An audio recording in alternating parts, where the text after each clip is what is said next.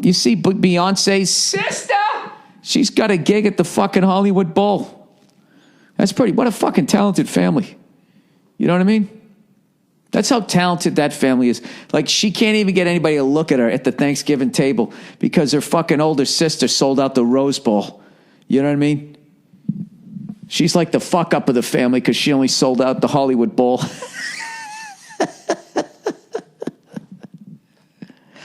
Honey, quiet down. Your sister is talking about what it was like to be singing Bootylicious as the stealth bomber flew over the stage. Okay?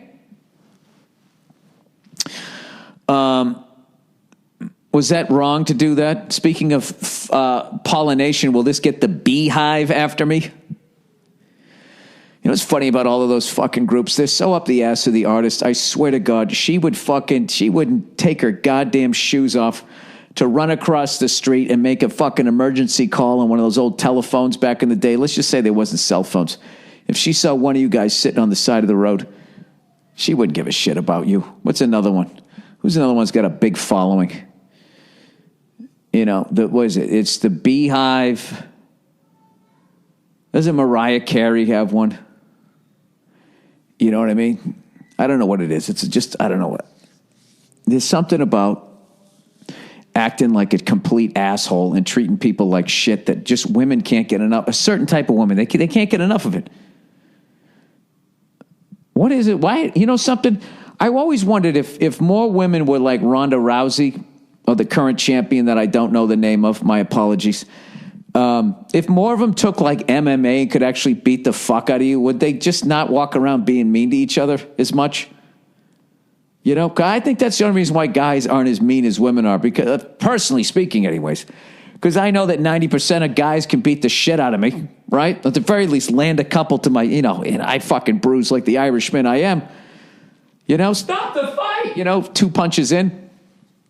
I don't need that shit. So I try to basically, you know, mind my P's and Q's. What does that stand for, huh? You fucking brainiacs. What does that stand for? Let me find out. Like, you know, and I have to fact check everything so I don't get people up my ass again. Minding your P's and Q's. Minding your P's and Q's. P and Q origin. Or is it, yeah, it's P's and Q's, not P and Q. Mind your P's and Q's, you fucking cunt. How do you not say that without you fucking cunt? What does mind your P's and Q's come from? This is going to be a very special educational podcast. It's just going to be me. All right. Okay. If you've ever been told to mind your P's and Q's, it might have struck you as a rather odd thing to do. Well, that's a nice way of saying it was annoying. I think anytime somebody say, hey, mind your P's and Q's, my immediate thought was, who the fuck is this guy? Telling me to mind these things. I almost did some 80s comedy. Telling me to mind these things. I don't know what they are. The concept seems reasonable enough. Behaving well, not giving offense, but quite what the letters P and Q have to do with this is a little more mysterious. Why not B and D? Oh, Jesus. Here's something. Why not B and D? Or M&M? Can you just fucking get a whole entry? All right. Yeah, there's a whole fucking, this guy's just, you know what's something funny about these fucking assholes who write for a living? They just can't get to it. They feel if they don't take up a whole fucking page. Or, Bill, maybe there's people out there that enjoy reading. Maybe it's that. Okay. I'll you know what? I'll take the ride. Why not B and D? Or M&M? M&N? Or any other combination? Sadly, as often is the case with the more intriguing terms in the English language, there is no definitive answer to the, oh, well, what the fuck? No one knows what it means. This last meaning, we're like, mean queen and not queen? What? The best possible manners? Mind your dancing? I don't know. The Oxford Dictionary doesn't even know the answer. You know what's funny? They don't even have the fucking answer yet. They still couldn't keep their mouth shut, could they? I bet somebody else has one. Somebody at this point, it's the internet. Somebody's going to take a guess. All right, what does it mean? Ever been told to mind your P's and Q's? Yes, that's why I'm here. Unless you're working a mechanical printing press at the time, chances are you are fairly subtly being told to mind your manners. But what exactly are your P's and Q's? The short answer is no one really knows.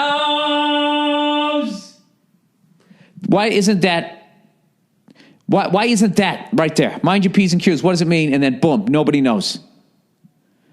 What kind of a fucking ass? You ever been told to mind your P's and Q's? Well, unless you work in a printing press. Fucking 2 paragraphs. You know what it is? Because this is delving into the world of people that like to know shit. So even when they don't know shit, they still have to fucking write 3 paragraphs on it. All right, fuck all of this.